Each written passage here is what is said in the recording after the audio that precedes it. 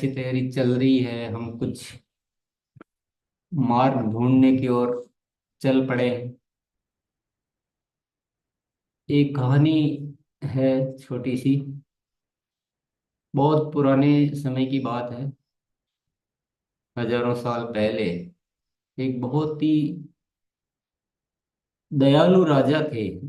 एक राज्य के राजा थे, बहुत दयालु थे। और आप जानते हैं कि पहले की जो प्रथा होती थी उसमें राजाओं के पास बहुत सारी धन संपत्ति होती थी। तो उनके पास भी बहुत धन संपत्ति थी।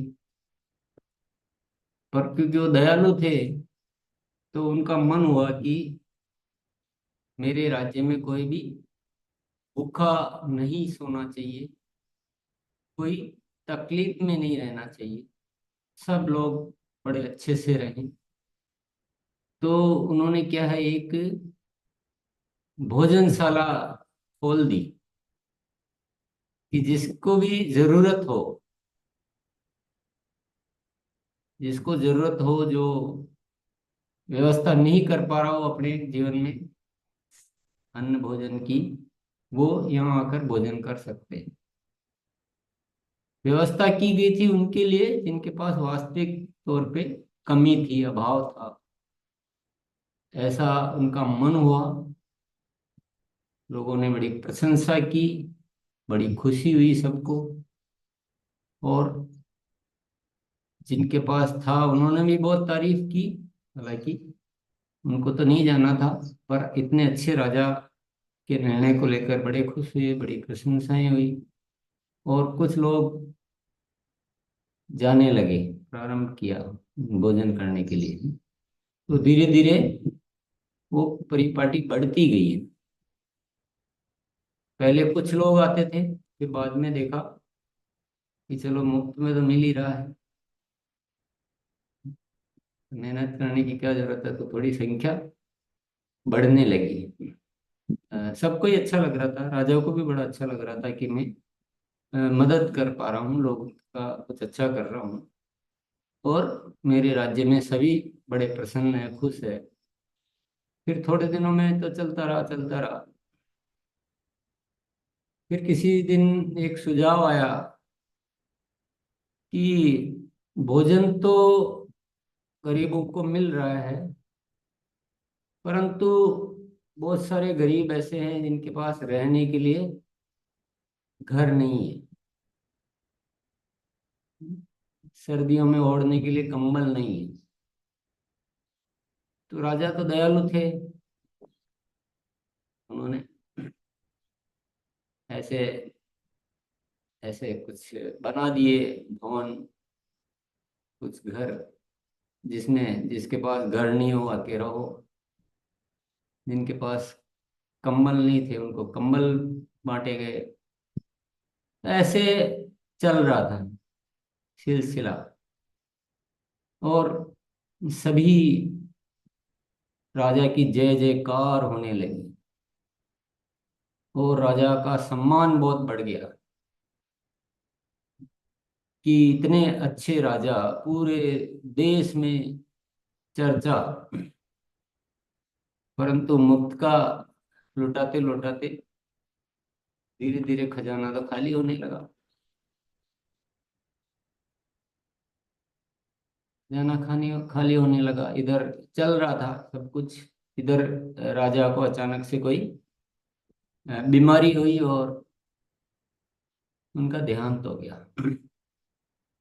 और जैसा एक सिस्टम होता है, राजा का पुत्र था, जवान, 20-25 साल की उम्र का, उसको राजगद्दी मिल गई। उन्होंने वो कार्य संभालना शुरू किया। देखा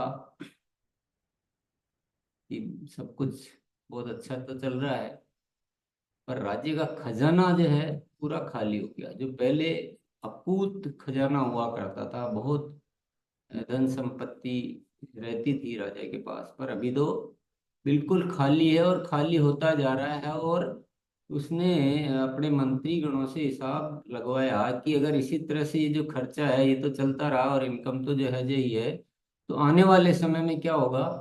तो मंत्रियों ने बना के दिया कि आने वाले समय में तो शायद हमें अपना महल भी बेचना पड़े या कुछ कर्जा लेना पड़ेगा अन्य राज्यों से, ऐसी बहुत स्थिति बड़ी गंभीर है।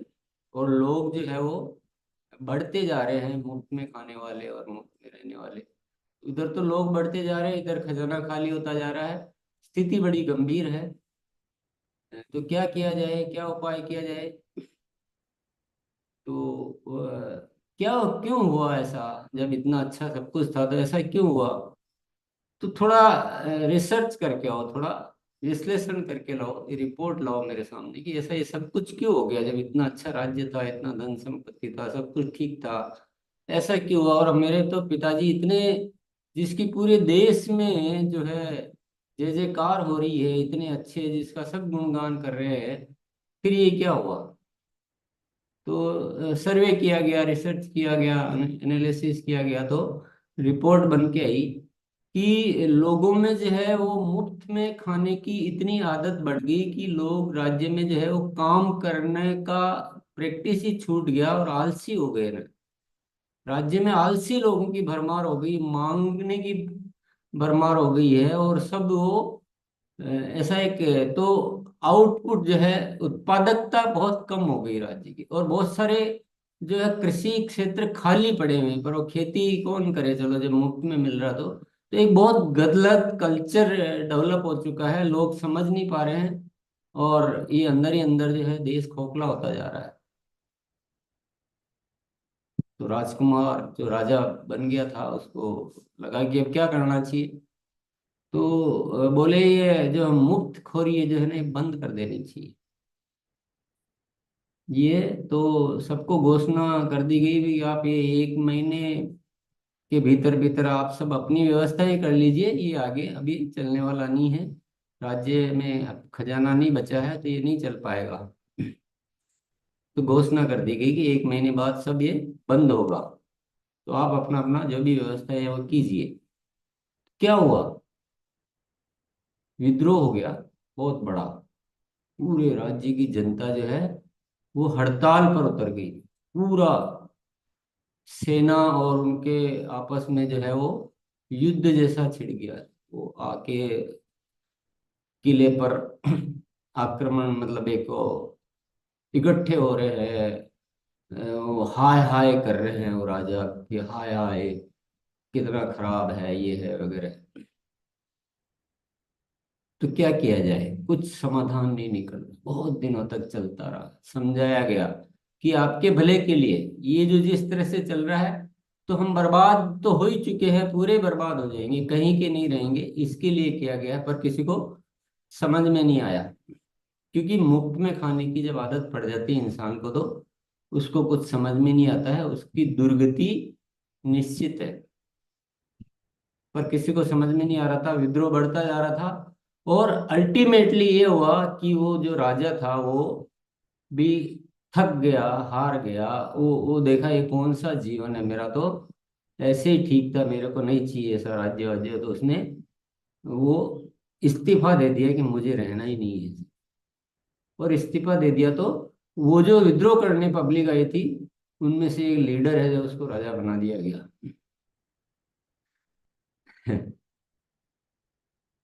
फिर फिर उसने कुछ, अब वो विद्रोही आदमी, नेगेटिव मानसिकता के, बिना सोच के आदमी जब ऐसा आते हैं, तो फिर उन्होंने सारे उल्टे सीधे डिसीजन लेना शुरू किया है। आपस में बंटवारे कर दिए गए कि एक ये वर्ग है, एक वर्ग है। टैक्स लगा दिया जनता पर बहुत सारा। तो जो दे सकते थे उन पे बहुत ज्यादा टैक्स लगा दिया, और लोगों को खुश करने के लिए, तुष्टीकरण करने के लिए उनको वापस से कुछ फ्री में देना शुरू कर दिया। और फिर अगेन वही जय जयकार होने लगी। और ऐसे ही कुछ चलते चलते, अब इस कहानी को मैं बहुत ज़्यादा लंबा नहीं ले जाना चाहूँगा, पर फिर वो कभी वो लीडर आ रहा है, फिर वो दूसरा लीडर आके बोल रहा है कि नहीं, ये जो आपको मुफ्त में दे रहा है तो बहुत कम है, अब की बार मेरे को चुनो, मैं आपको इससे ज़्यादा मुफ्त में दूंगा। ये तो केवल आपको भोजन और कंबल ही दे रहा है, मैं आपको अच्छे घर भी दूंगा, आपको मोबाइल फोन भी दूंगा, आपको मोटरसाइकिल भी दूंगा, और ऐसे ये चलते चलते चलते फिर ये सारी व्यवस्था अव्यवस्था हो गई, पूरा बर्बादी का वातावरण बन गया, और सब कुछ देश में लूट खसोट, क्योंकि वो सर जो राज्य ही ऐसा हो गया, और उसके चापलूस करता ऐसे पैदा हो गए, उनको पूरी छूट है कि जाओ तुम कुछ भी करो, जनता को लूटो। और अब मुझे कुछ कहने की जरूरत नहीं है कि क्या होता है, पर सत्य क्या है? सत्य क्या है कि जब इंसान को मुफ्त में खाने की, दूसरों का हक के खाने की, बिना मेहनत किए जीवन में 4 दिन भी गुजरते हैं, वो अभिशाप होता है। बिना संघर्ष किए जिसको जीवन जीना पड़ जाता है, वो अच्छा नहीं है, वो बहुत बुरा है। तो हमारा जो एक मेंटल जो सोच है, जो मानसिकता है, वो इतनी विकृत हो जाती है कि हमारे को अच्छा बुरा कुछ समझ में आता ही नहीं। तो वो अंदर जो एक जो मन है ना, वो चोरी का मन आ जाता है, वास्तविक मन नहीं रहता। इंसान इंसान रहता ही नहीं है। और वही जो इस राज्य में हुआ कि राजा ने, तो दयालु राजा था, अच्छा कुछ समझ के किया, पर उसने अच्छा कुछ किया नहीं हकीकत। जिसको दुनिया अच्छा समझ रही थी वो अच्छा था नहीं, जिसको वह अच्छा समझ रहा था वह अच्छा था नहीं। ये बहुत बुरा था। हमारे साथ भी यही हो रहा है। इस देश का दुर्गति जो है ना, देश की दुर्गति का कारण यही है कि हमारे साथ खेल खेला जा रहा है और हम समझ ही नहीं पा रहे हैं।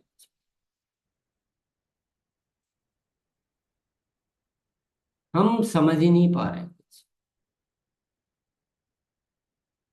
और आरसीएम ने एक नया रास्ता दिया है कि मेहनत करो, कठिन काम करो, आसान मत करो, संघर्ष करो जीवन।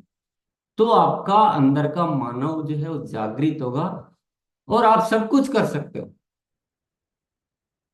मुफ्त का खा के जो उस राज्य में थे तो भोजन कर सकते थे, रह सकते थे जैसे तैसे, लेकिन जो मेहनत करके करता तो वहां पर भी उस राज्य में भी धनी लोग थे जो मुफ्त का नहीं खाते थे, जो मेहनत करते थे। तो मुफ्त में तो जीने का सहारा मिल सकता है, लेकिन मेहनत करोगे तो असली जीवन मिल सकता है। और असली जीवन खुद की मेहनत से मिल सकता है, पराये सहयोग से नहीं मिल सकता।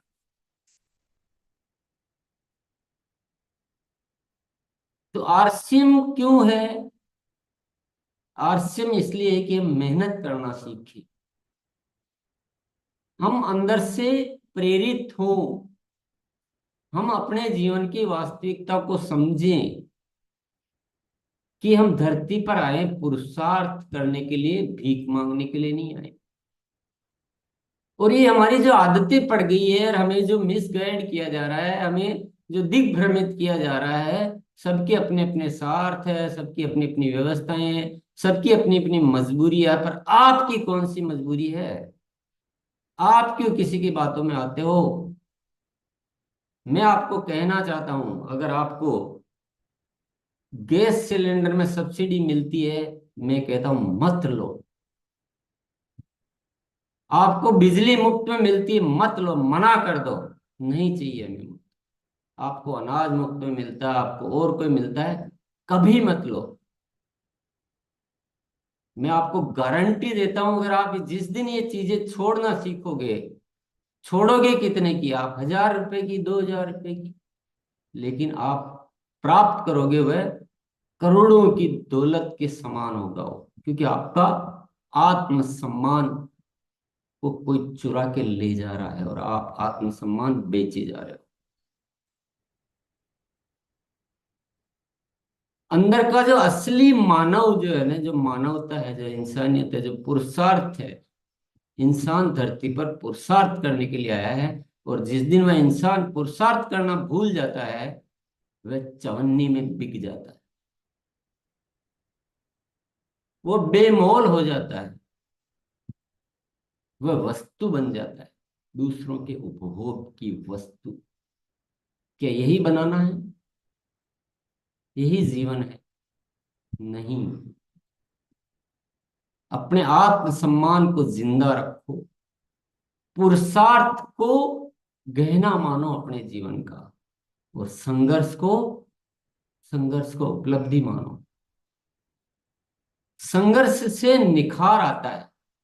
संघर्ष करना कोई बदकिस्मती नहीं है, संघर्ष करना खुशकिस्मती। और अपने बच्चों को कभी भी आसान रास्ते मत दो जिंदगी, खुद को संघर्ष करने दो। आपके पास कितना भी हो, उनको आसान रास्ता मत दो।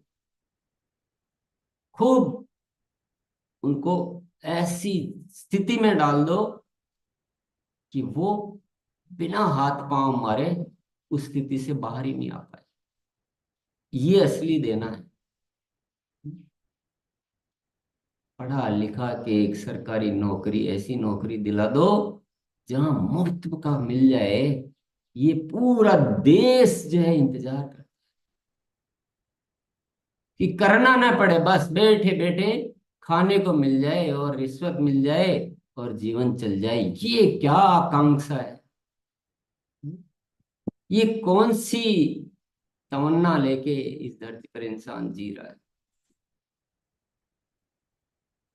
जरा ख्याल कीजिए, जरा अपने जमीर को जागृत कीजिए। अगर आप दो भाई हो, चार भाई हो, और आपको पिता की पैतृक धन संपत्ति में बंटवारे की बात आती है, तो या तो आप कह दीजिए कि मुझे नहीं चाहिए, आप तीन रख लीजिए, आप दोनों रख लीजिए।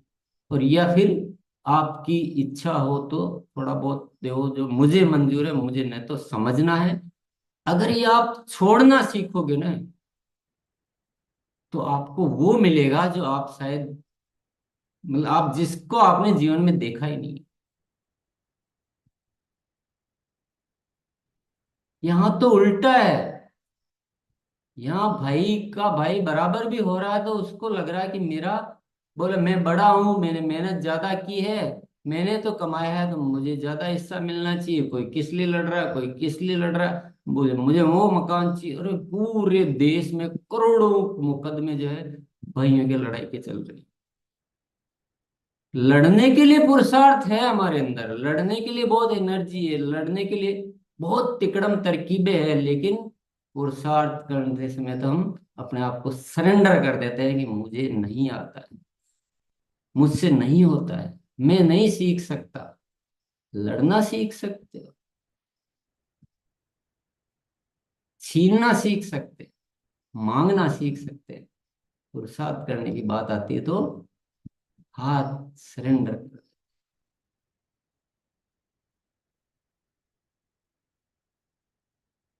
अगर आप तह में जाओगे ना, जिंदगी की तह में, तो आपको समझ में आ जाएगा कि बाहर की दुनिया में हमें गलत के अलावा कुछ मिलता ही नहीं। आप मेरी बातों को जिस नजरअंदाज तो कर देते हैं, पर इस सत्य पे आप जाके देखना, ये सत्य दुनिया का सबसे बड़ा सत्य है। हमें बिगाड़ के रख दिया, हमें कीड़े मकोड़े जैसा बना दिया इस माहौल ने, इस वातावरण ने, इस व्यवस्था ने। और आरसीएम एक ऐसी व्यवस्था ही है जो इंसान को पुरुषार्थी बनाने को प्रेरित करता है, संघर्ष के लिए उकसाता है। यहाँ मुफ्त की बात नहीं की जाती। और आप में से जो मुफ्त की बात करते हैं, वो आज से कहना छोड़ दिए। आओ जल्दी से पैसा कमाओ, आओ मैं बना दूंगा रॉयल्टी। उधर क्या कर रहा है? ये जो बातें हैं ना, ये आपकी पुरानी आदतें आ जाती है।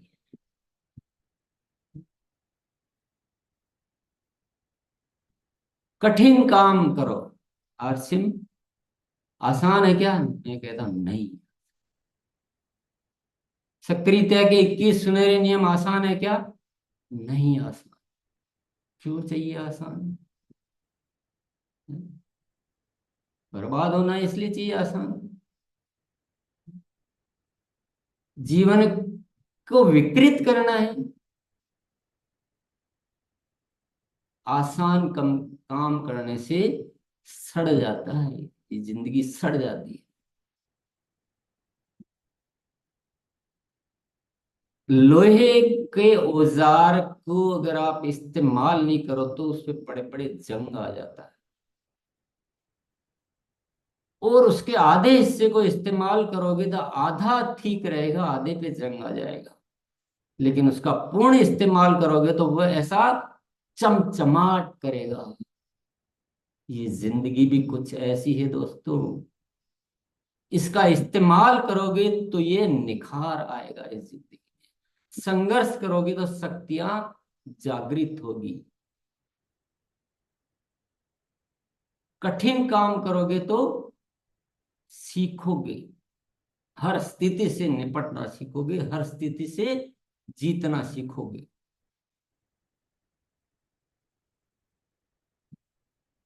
तो वास्तविकता क्या है? सत्य बहुत कड़वा होता है, सत्य बहुत कड़वा होता है। लेकिन आपको झूठ अच्छा लगता है तो झूठ बोलना शुरू कर दें, ये हो नहीं सकता। सत्य का पुजारी दूसरों को खुश किसमें मिलती है, उसकी तारीफ किसमें होती है, वह चिंता नहीं करता है। सत्य का पुजारी सत्य ही बोलता है, दुनिया माने न माने, दुनिया सुने न सुने, सत्य सत्य है। और मैं जो बोल रहा हूं, इस सत्य में कोई माई का लाल इनकार नहीं कर सकता। और जो भी इस देश में व्यवस्था चल रही है, जिनको हम अपने कर्णधार मान रहे हैं, जिनकी पूजाएं करते हैं, जिनको हम हीरो मानते हैं, वो किसी न किसी व्यवस्था से मजबूर है। उनको वैसा ही करना पड़ता है, पर आरसीएम मजबूर नहीं है। आरसीएम एक स्वतंत्र व्यवस्था है जो एक सत्य को लेकर आपके सामने पेश हुई है। पर मैं निरंतर ऑब्जर्व कर रहा हूं कि हम उस जिस दलदल में फंस चुके हैं, जो कमजोरियां हमने अपना ली है, उन कमजोरियों से हम निकल नहीं पा रहे, उन कमजोरियों से हम निकल नहीं पा रहे। गुरुकुल की व्यवस्था दी एक सत्य के साथ जीने का एक वातावरण बने, आप प्रतिदिन उस सत्य के साथ जिए, और वो जो पुरानी जो गलत धारणाएं, जो गलत तरीके जो हमने अपना लिए, उससे धीरे धीरे मुक्ति मिले। इसके लिए गुरुकुल की स्थापना हुई। लेकिन इतने आलस, इतने बहाने, इतनी कमजोरियां, और इतने शॉर्टकट रास्ते, इतने स्वार्थ, इतने लालच, इतनी गलत फहमियां भरी पड़ी है कि इस जो हमारे जीवन में एक जो उदय हुआ है सूर्य का, उसको समझ ही नहीं पा रही दुनिया। आप गुरुकुल को ऐसे मानते हो जैसे कोई एक सामान्य सेमिनार है, आए तो चलेगा, नहीं आए तो चल जाएगा। ये एक अद्भुत सूरज का उदय है हमारे जीवन में। इसको अगर आप मिस कर रहे हो तो आप क्या मिस कर रहे हो, इसका आकलन कीजिए आप। ये सत्य बताने वाला आपको मिलेगा नहीं कोई। हर इंसान जब बोलता है तो उसका एक ऑब्जेक्ट रहता है, एक उद्देश्य रहता है कि मेरे को तारीफ कैसे मिल सकती है। लेकिन मैं तो यहाँ तारीफ करता ही नहीं कभी किसी, मैं तो डांटता हूँ, मैं तो गलती पर टोकता हूँ।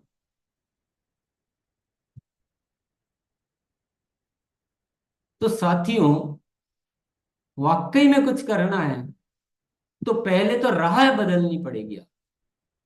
आप गलत राहों पे, गलत सोच के साथ, गलत तरीकों से, गलत आदतों से और बहानों से जिंदगी को चलाते रहेंगे तो आपके सामने ये सत्य की जो राह है ना, ये यूं ही गुजर जाएगी।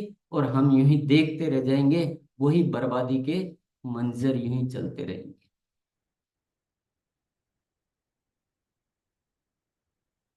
ये गुरुकुल कोई सामान्य चीज नहीं है। अच्छी तरह से जान लीजिए, अच्छी तरह समझ लीजिए, और फिर जो हमारे विश्लेषणों से, जो हमारी बातचीत से बार बार निकल कर आता है कि आरसीएम को रियल मायने में आरसीएम को चलाना है, जिस जो इसकी इच्छा है, जो इसकी इच्छा है, जो इसकी अभिलाषा है, जिस मकसद से ये आया है, तो हमने क्या किया, हमने क्या किया, इसके सारे मकसद को भंग कर दिया, तोड़ मरोड़ के ऐसा पेश कर दिया, सारे रास्ते बदल दिए, सारे तरीके अपने अपने तरीके से हम इसको चलाने की कोशिश कर रहे हैं। और यहां भी वही लालच, वही धोखा, वही स्वार्थ इसमें भी लाके रख दिया। और मैं पुकार रहा हूं, मैं चिल्ला कर आह्वान कर रहा हूं, रोज पुकार पुकार कर आवाजें लगा रहा हूं कि भैया अगर सही करना तो आओ, अपन साथ बैठे और रोज एक अपने मानसिकता को एक खुराक दें, अपने मन को एक खुराक दें। क्योंकि मैंने कई बार बोला है कि बदलाव छोटा नहीं है, ये कोई मामूली चीज नहीं है कि आपने दो लाइन बोलना सीख लिया और आपका काम हो गया। ये पहले, सबसे पहले है अंदर की सोच का बदलाव। मेरे कहने और आपके सुन लेने से बदलाव नहीं होता है। बदलाव के लिए एक यात्रा करनी पड़ती है, एक समय देना पड़ता है। क्योंकि ये बदलाव सदियों सदियों का है। जिस कहानी की मैंने चर्चा की, जो सोच की मैंने चर्चा की, वो आज की सोच थोड़ी है, वो जन्मों जन्मों की सोच है। इसी तरह से हम जीते आए हैं, गलत तरीके से।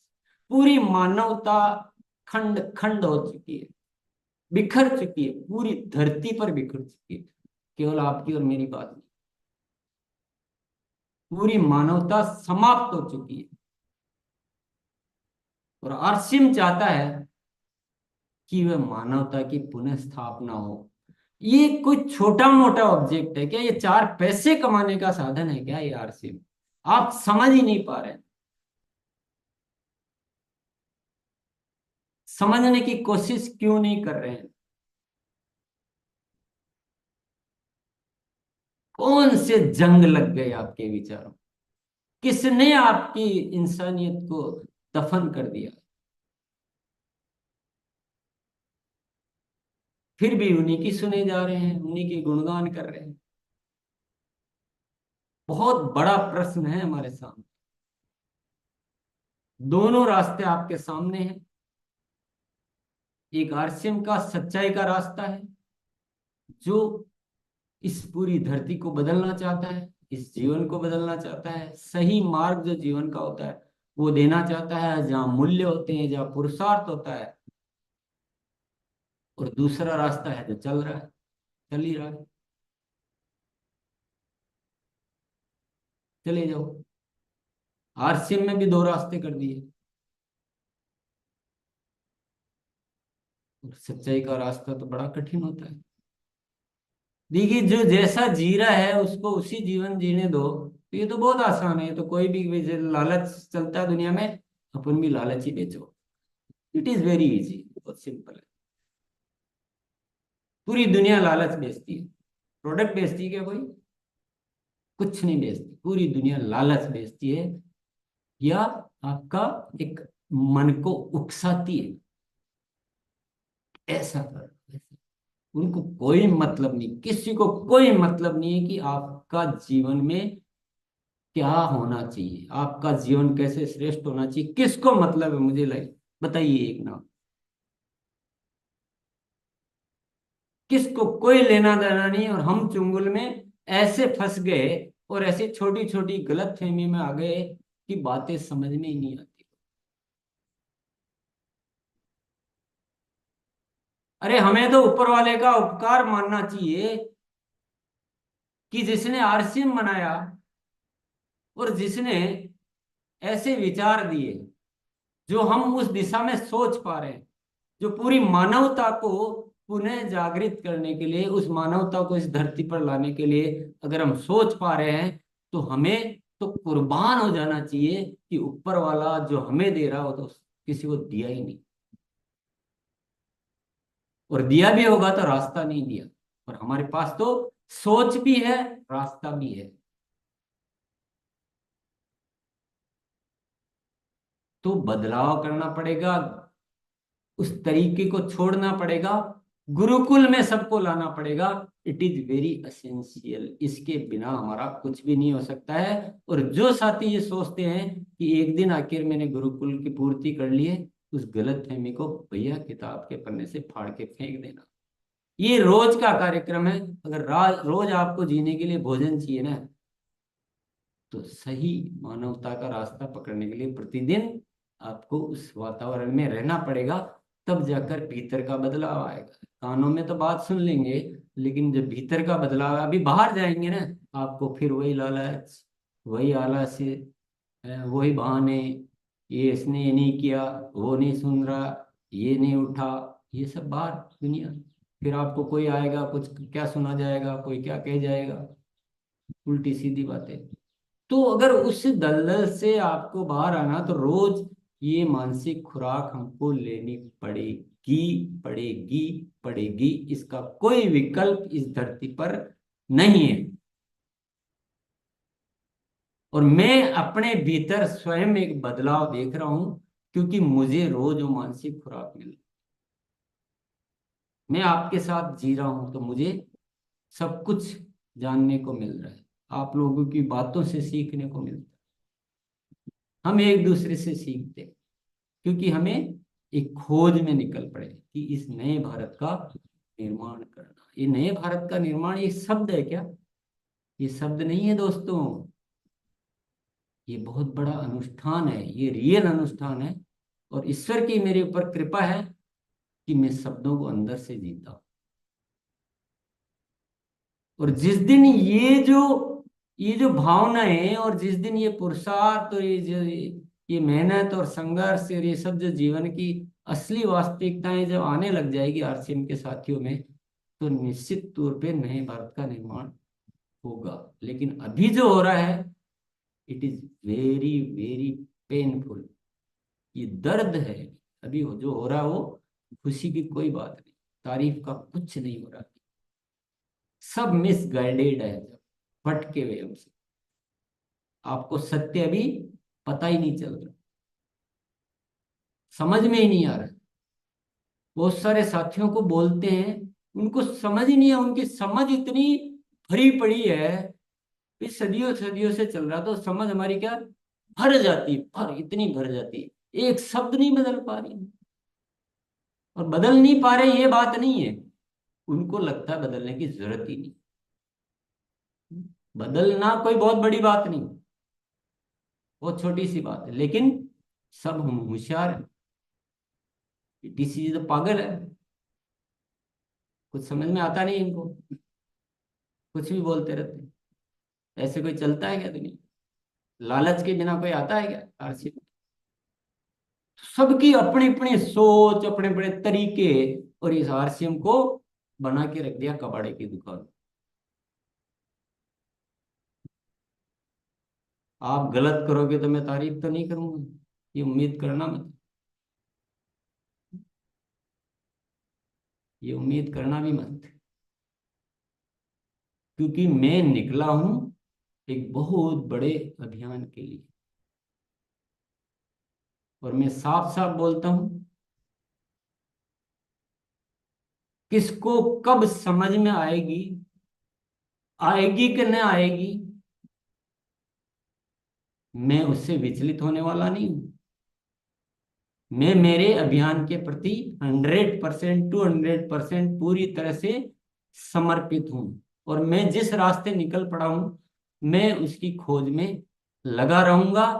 अगर आप साथ दोगे तो ये काम जल्दी होगा, और आप मुझसे और संघर्ष कराना चाहोगे, मुझे मंजूर है, मुझे कोई आपत्ति नहीं।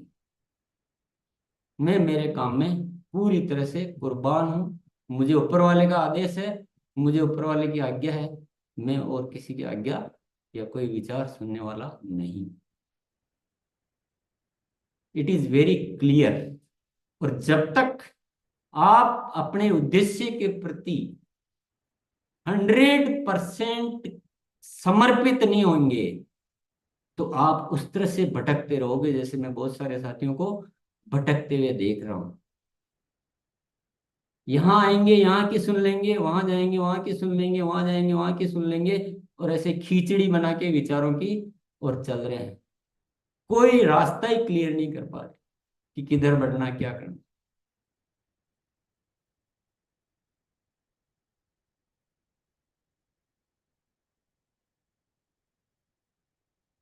मैं जो कह रहा हूं उस पर ध्यान दीजिए, उस पर गौर कीजिए, उस पर विचार कीजिए। ये सत्य इस दुनिया में बहुत दुर्लभ सत्य है, जैसे हीरा बहुत दुर्लभ होता है। ये जो सत्य है ये बहुत दुर्लभ सत्य है। इसकी तरफ चलने का कोई रास्ता आरसीएम के अलावा कोई मिलेगा नहीं आपको, कोई नहीं मिलने वाला है। और ये एक बहुत बड़ा आशीर्वाद है ऊपर वाले का, जो ये रास्ता दिया है, ये जो थॉट दिया है, ये जो विचार दिया है। इसको समझे, अपनाएं, पालन करें, चोट मारे अपने आप के ऊपर, झटके से कुछ चीजों को डिसीजन लें। नहीं तो आप ये स्लो स्पीड से देखते हैं, करते विचार करते हैं, कुछ नहीं होने वाला है। एक झटके में जो चीज छोड़ेंगे तो वो चीज छूटेगी, अन्यथा ये जो जोंक की जैसी कमजोरियां जो चिपक गई है ना, ये छूटने वाली है नहीं। क्योंकि मैं लगातार ऑब्जर्व कर रहा हूँ, मैं लगातार देख रहा हूँ। हम इतने ठंडे ठंडे पड़े हैं, ठंडे ठंडे पड़े हैं। 3 महीने बाद वैसा ही, 6 महीने बाद वैसा ही। रोज आए, सुने, चले गए, डायरी लिखा, चले गए।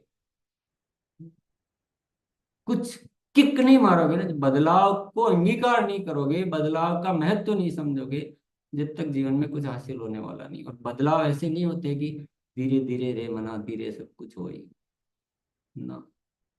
बदलाव होगा, एक पल में होगा, एक एक पल में होगा। और धीरे करने की कोशिश करोगे तो जिंदगी यूं ही गुजर जाएगी। आपकी चुनाव, आपकी इच्छा, आपकी मनसा, आपके सामने एक स्वर्ग का रास्ता भी है, आपके सामने दलदल का रास्ता भी है। आप जो चुनाव करो वो आपकी इच्छा है। असत्य सुनने को आप रोज मिलेगा, बार बार मिलेगा। सत्य सुनना दुर्लभ है। बाहर की दुनिया हो चाहे हमारे बीच हो, दोनों जगह असत्य की भरमार पड़ी है।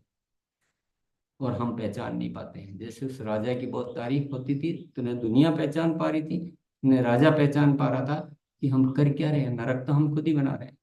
अभी हमको भी ऐसा ही लगता।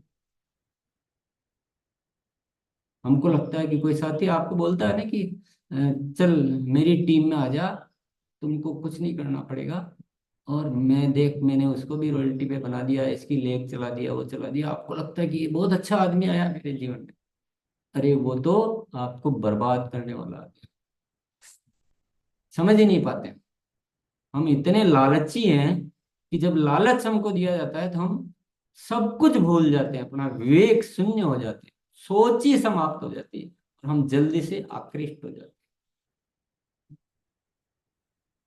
200 रुपये क्या सरकार ने मुफ्त में दे दिए, जैसे हम तो दीवाने हो गए। उनको समझ ही नहीं आ रहा है कि हमारे साथ ये हो क्या रहा है खेल। हड़ताल किस बात के लिए करनी चाहिए? इसलिए नहीं कि सरकार से कुछ मुफ्त में चाहिए। हड़ताल इस बात के लिए करना चाहिए कि सरकार मुफ्त में देना बंद करे। पर प्रैक्टिकल नहीं, नहीं हो सकता, साथ ही नहीं मिलेगा। आपको मार देंगे लोग। इसलिए चुपचाप अपने देखते जाओ और आरसीएम के माध्यम से एक नई दुनिया का निर्माण करो। बहुत बहुत धन्यवाद। प्रिय। जी सर।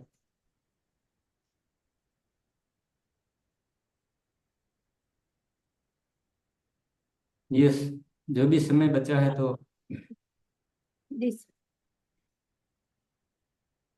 रशपाल सर। मैं संकल्प लेता हूँ कि मैं हर कठिन काम करने की आदत बनाऊंगा। संघर्ष एक उपलब्धि है, इसे स्वीकार करूंगा। गुरुकुल में लाने के लिए पूरी ताकत लगा लूंगा और खुद को बदलने के लिए हर समय तैयार रहूंगा। अपने उद्देश्य के प्रति 100% समर्पित रहूंगा। रंजीत सर।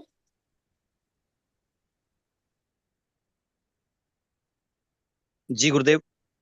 जैसा कि आपने कहा कि ये जो दो रास्ते हैं और दोनों रास्ते बिल्कुल भी अलग जाते हैं, लेकिन जो ये हमारा गुरुकुल का रास्ता है, मैं ये पूरा विश्वास कर पा रहा हूँ। जैसे हम लोग का विश्वास पहले टूटता चला जा रहा था कि शायद जो हम सपने देख पा रहे थे इस अभियान के माध्यम से, वो हमको नहीं लग रहा था कि पूरा हो पाएगा। लेकिन लगातार कुछ समय से गुरुकुल में आने के बाद में महसूस हो रहा था कि अगर इस रास्ते पे चला जाए जो आप बता रहे हैं, तो उन सपनों को सारे के सारे हम लोग पूरा कर सकते हैं, वो बहुत आसानी से। और लास्ट 3 दिन में जो अभी बातचीत हुई हम लोगों की, उन 3 दिनों को अगर बढ़िया से कोई मूल्यांकन किया जाए, हम लोग का खुद का जो अब परिणाम आना शुरू हो गया है। बहुत दिन से हम लोग सोच रहे थे आने क्यों नहीं रहा है, लेकिन हम लोग खुद ही बहुत सारा परिवर्तन कर देते थे। लेकिन अब जैसा कि आपने बताया कि एक भी परिवर्तन नहीं करना है, और करना है तो कुछ बेहतरी के लिए करना है।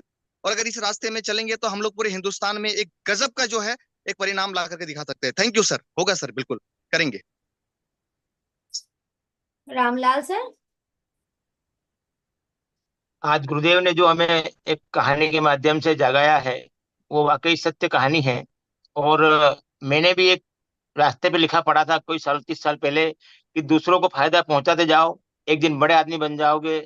वो बात कहीं दिमाग में क्लिक करी साथियों, और मैंने एक नारा लगाना चालू कर दिया था 30 साल पहले कि जो भी तकलीफ है उसको मेरी तरफ आने दो, सामने वाला खुश रहे, और जो कोई नहीं कर सकता है वो मैं कर सकता हूँ। लोग पूछते थे कंपनी में मुझे क्या करते हो, मैं यही कहता था कि जो कोई नहीं कर सकता वो मैं कर सकता हूँ।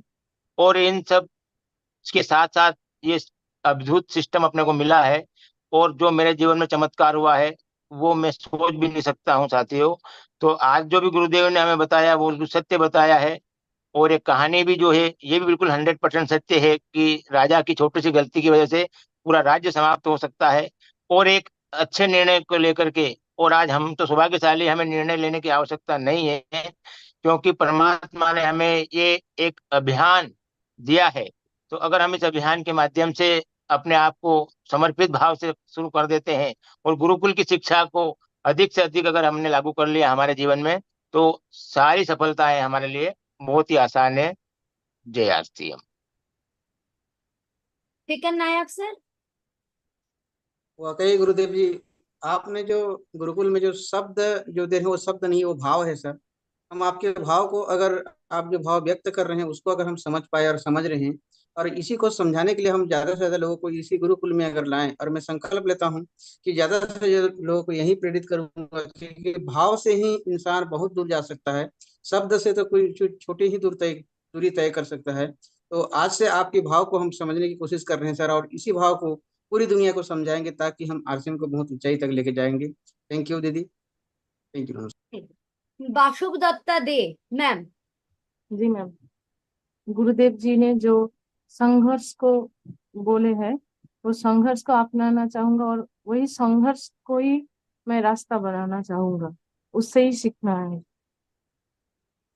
संजय कुमार सिन्हा सर। कि आज गुरुदेव ने बहुत अच्छा हम लोग को जीवन जीने का रास्ता बताया, और बिल्कुल संघर्ष से नहीं भागेंगे सर, और फ्री के चक्कर में बिल्कुल नहीं रहेंगे। आपके एक एक बात को अपने जीवन में इम्प्लीमेंट करेंगे सर। Thank you. आप आबिद नजवा सर। मोबाइल को आड़ा कर लीजिए सर। जो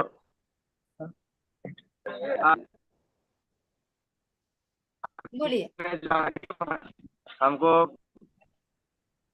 आगे कोई फ्री और संभालना नहीं बदलना है सर। Thank you.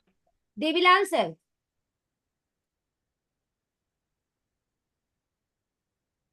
हाँ बोलिए ना। गुरुदेव के सभी सेशन, लगभग सभी के सभी सेशन बहुत अच्छे और जानदार शानदार होते हैं।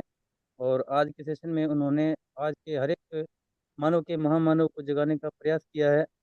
मैं भी मुफ्त खाने और खिलाने के विचार के विरुद्ध कार्य करूंगा, संघर्ष करूंगा, और आगे से गुरुदेव की बताई हुई सभी बातों को लेकर उस पर अमल करूंगा। अपनी पूरी टीम को जागृत करने का प्रयास करूंगा। धन्यवाद।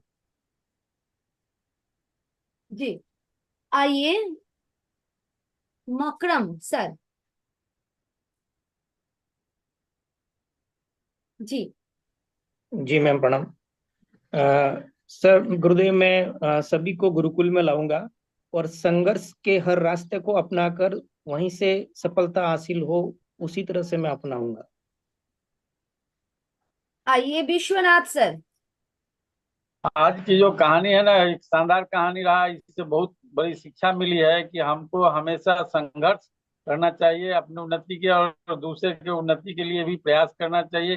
कभी मुफ्त में नहीं खाना चाहिए और अपनी आदतों में बदलाव लाना चाहिए। क्योंकि आदतों में बदलाव लाना कठिन काम है, लेकिन हम चाहेंगे तो जरूर आएगा। आज से मैं संकल्प लेता हूँ कि मैं अपनी एक एक छोटी आदतों में बदलाव लाऊंगा, साथ ही दूसरे के लिए काम करूंगा और गुरुकुल में लोगों को लाने का प्रयास कर रहा हूँ और करते रहूंगा। बहुत बहुत धन्यवाद। बबीता कुमारी मैम। जय आरसिया मैम, जय गुरुदेव मैम।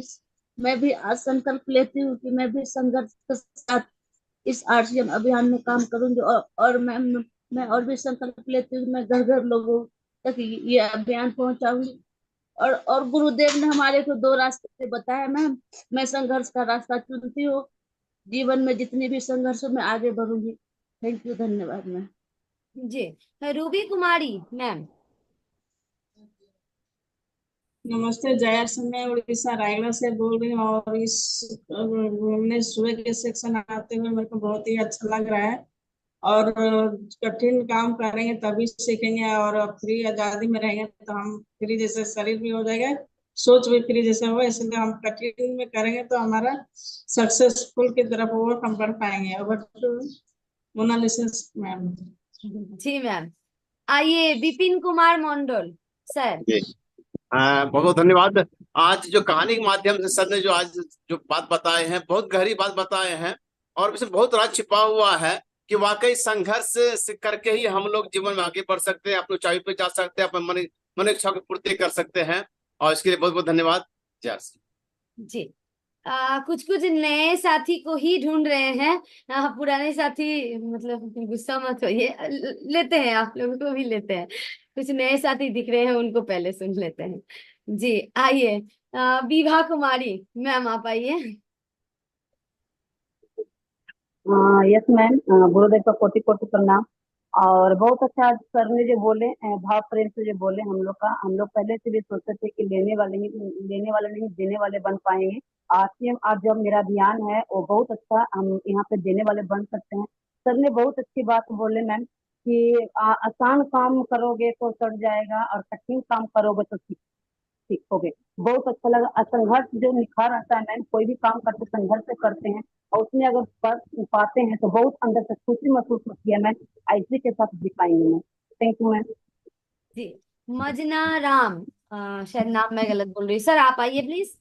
जय श्री सर, जो आज गुरुदेव ने जो शब्द बोला है वो मेरे अंदर एक एक शब्द को मैंने उच्चार किया है, और एक गुरुदेव का शब्द है जो बहुत अनमोल है। तो इस शब्द को मैंने हर पल याद रखूंगा और हर पल में आगे बढ़ने की संस्था रखूंगा, और सब को मैं टीमों को भी सुनाऊंगा और गुरुकुल को सबको लाऊंगा। गुरुदेव ने बहुत एक एक शब्द को मैंने उतारा है इसको। धन्यवाद सर मुझे बोलने में। जी हाफिज सर। जी जय से मैम, बहुत अच्छा लगा आज का सेशन। गुरुदेव ने वो चीज आज हम सबको बताए जो आज तक सुनने को नहीं मिला था। हमारे एक बचपन से लेके आज तक जो अपने माँ बाप जो है इस तरीके से शिक्षा नहीं दिया था, नहीं सुनने को मिला था, जो आज जो है कि गुरुदेव के माध्यम से हमको सुनने को मिला। और वही एक कहानी है कि मतलब दूसरे के कंधे पे रख के बंदूक नहीं चलाना है, बल्कि खुद ही बंदूक चलाने के लिए सीखना है। ये सिस्टम ऐसा हम लोगों को दिया है, और यहाँ पे संघर्ष करने वालों के ही जो है कि जिंदगी में कुछ मिलता है। बगैर संघर्ष करने वालों, बगैर मेहनत करने वालों को यहाँ पे कुछ नहीं मिलता है।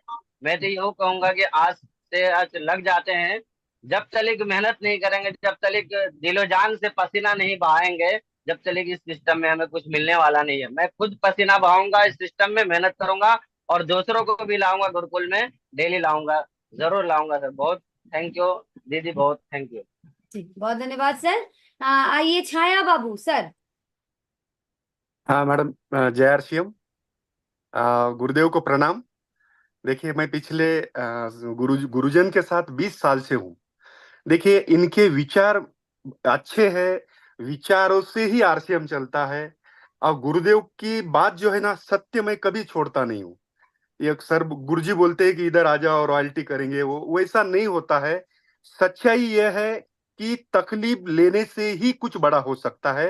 हीरा बनना है तो तकलीफ से गुजरना पड़ेगा दोस्तों। पिछले 20 साल से हूं, कोई तकलीफ नहीं है, लेकिन सच्चाई से चलता हूं, ईमानदारी से चलता हूं, कुछ कमी नहीं है।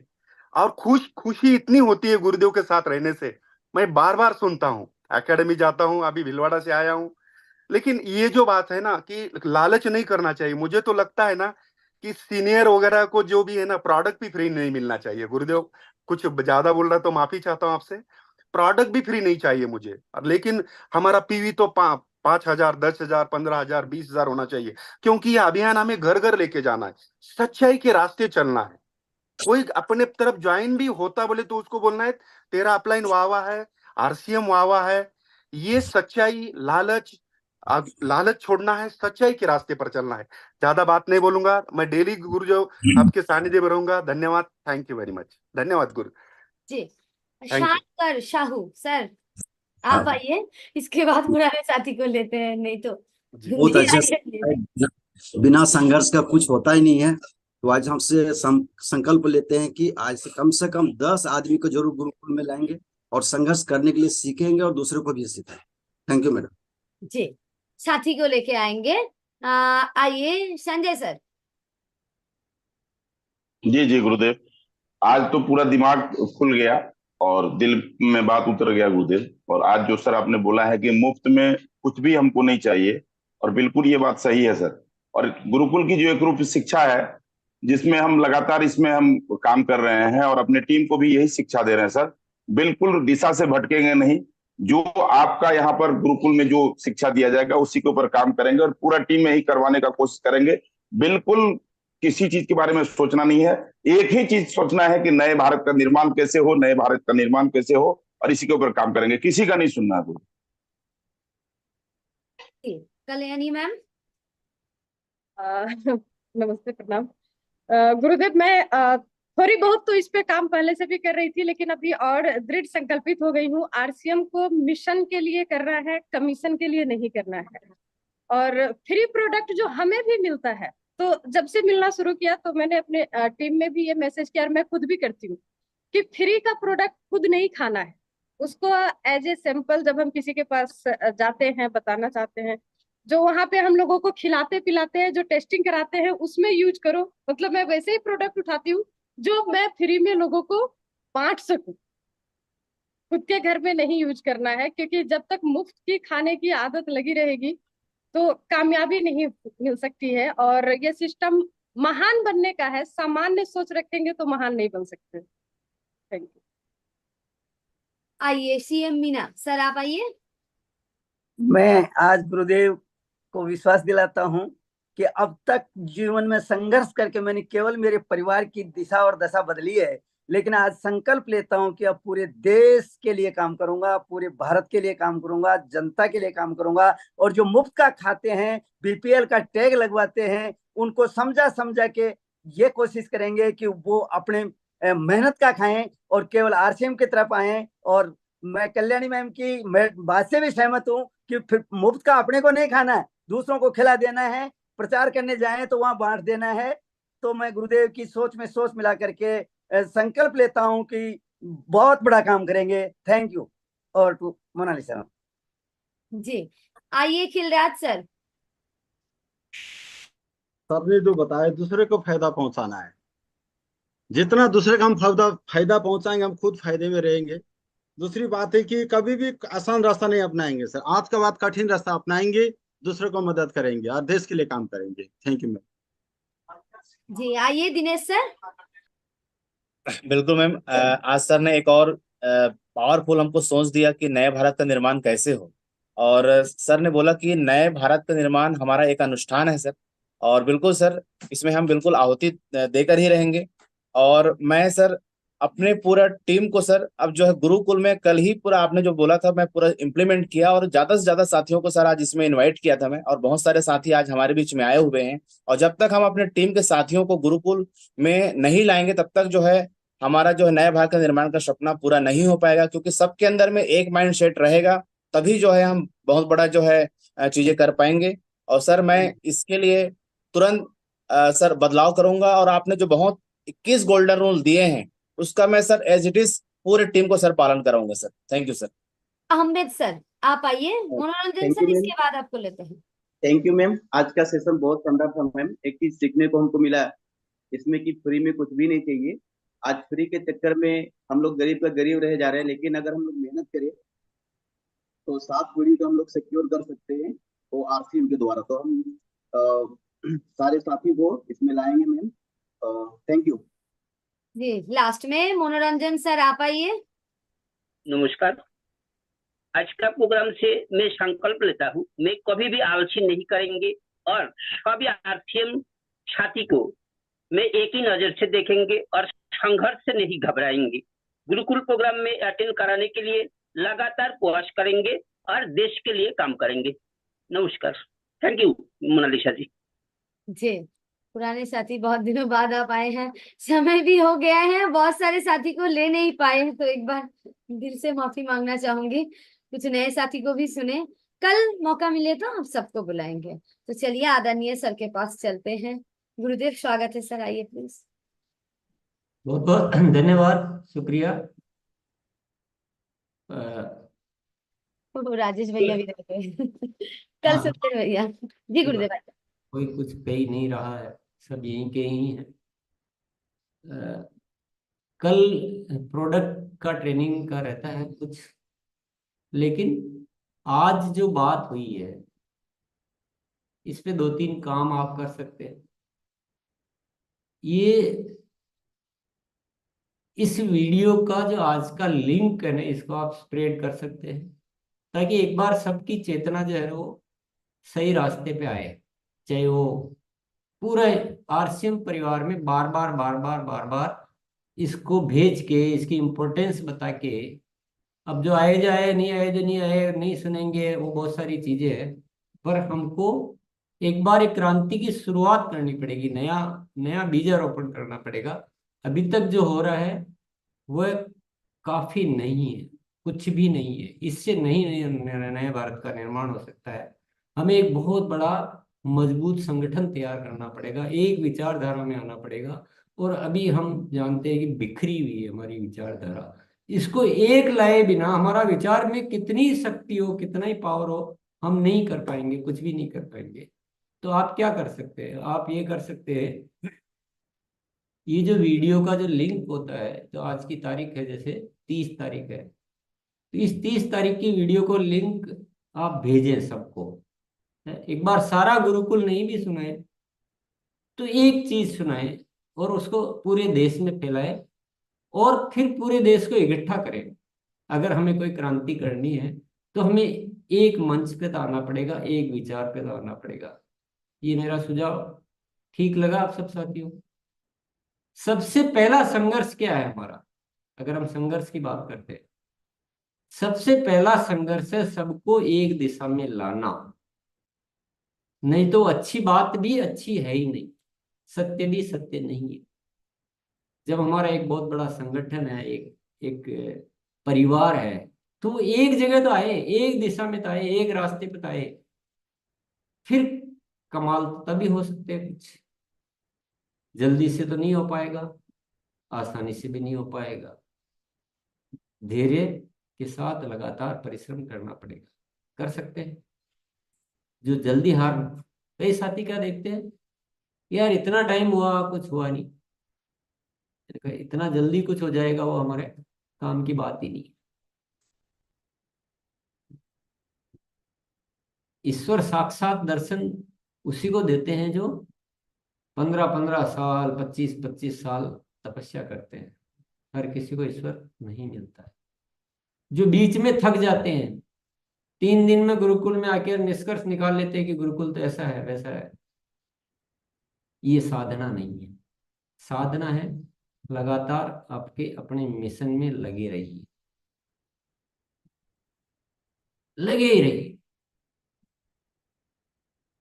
भले दोबारा जन्म लेकर भी लगना पड़े तो भी लगे रहिए, तब साधना सफल होती है। और कामों को क्रांतिकारी के रूप में करना पड़ेगा। अभी हम सब सामान्य हैं, क्रांतिकारी अलग तरह से जीता है, उसका अंदाज अलग होता है, उसके तौर तरीके अलग होते हैं। तो क्रांतिकारी बनना पड़ेगा। अब आज के वीडियो को पूरे आरसीएम परिवार में फैला सकते हैं आप। अगर फैला सकते तो आप क्रांतिकारी हैं, और आप कल आके जवाब देते हैं कि क्या करूं, बोला आया ही नहीं, फलाना हो गया, मेरी कोई सुनता ही नहीं, मेरा कोई फोन नहीं उठाता था, आप नॉट क्रांतिकारी, आप क्रांतिकारी नहीं है। क्रांतिकारी का अंदाज अलग होता है, उसकी आवाज अलग होती है, उसके तरीके अलग होते हैं। वो वैसा करता है जो दुनिया में बहुत कम लोग कर पाते हैं। क्रांतिकारी बनना पड़ेगा, इस आवाज को फैलाना पड़ेगा, पूरे समुदाय, पूरा आरसीएम परिवार को एक दिशा में लाना पड़ेगा, और गुरुकुल के बिना संभव नहीं है। आज बहुत सारे साथी इसमें और शामिल हुए हैं, पर ये सिलसिला आप छोड़िएगा मत। आप जितना भी काम कर रहे हैं, जितना भी आरसीएम में, जितना भी, उसमें सबसे इंपॉर्टेंट काम है हम एक मंच पर आए। सबसे इंपॉर्टेंट है कि नहीं बताइए, आप अपने मन में सोचिए। दूसरी बात, आज के विचारों पर अगर आप कुछ कहना चाहते हैं, आपकी इच्छा थी कि मैं भी बोलूं, कि आज मैंने देखा कि ज़्यादा साथी अपने विचार व्यक्त करना चाहते हैं, तो हम प्रोडक्ट ट्रेनिंग के बाद उनको भी बोल देंगे थोड़ा कम टाइम में प्रोडक्ट ट्रेनिंग ले, या आज के विचारों को आप थोड़ा संयोजित करके लेके आइए, दो दो लाइन में अपनी बात को कहिए, कि क्रांति की आवाज़ थोड़ी बुलंद होनी चाहिए। ये हम आज अब क्रांति की एक नई शुरुआत कर रहे हैं, तो कल हम सब इसी को कंटिन्यू रखेंगे। और बल्कि हो सकता है मैं कोशिश करूंगा कि इस प्रोडक्ट ट्रेनिंग को मैं थोड़ा पोस्टपोन कर देंगे, इसको आगे कहीं ले लेंगे, पर रियल सेंस में क्रांति की नई शुरुआत कैसे करनी है, मैं भी आपके साथ हूं। मैं भी वादा करता हूं कि मेरा कुछ न कुछ नया होगा, कुछ परिवर्तन होगा, कुछ अब कुछ बड़ा करने के लिए हमें कुछ बड़े डिसीजन लेने पड़ेंगे, बड़े तरीके अपनाने पड़ेंगे। मैं आपके साथ हूँ, मेरा वादा है, आपको नजर आएगा कि क्या कुछ बदल रहा है। आपका भी सबका नजर आना चाहिए, वही सेंटेंस, वही तरीके, वही वाक्य, वही तरीके नहीं। क्रांति ऐसे नहीं हो सकती। तो कल हम पुनः एक बार नया आगाज करते हैं। कल आप बहुत सारे साथियों को लाने पे इसमें आप पूरी जी जान लगा दीजिए, और लगातार लगा के रखिए जी जान, लगातार लगा के रखिए। जो चीजें आसानी से हो जाती है उनको करने से काम पूरा नहीं होगा, कितनी भी कठिनाई आई। अगर आपने डिसीजन ले लिया कि गुरुकुल में सबको लाना है, तो फिर लाके छोड़िए। आपको 21 नियमों का डिसाइड कर लिया है, तो उनको 100% पूरा करके छोड़िए। चलिए कल मिलते हैं, बहुत बहुत धन्यवाद।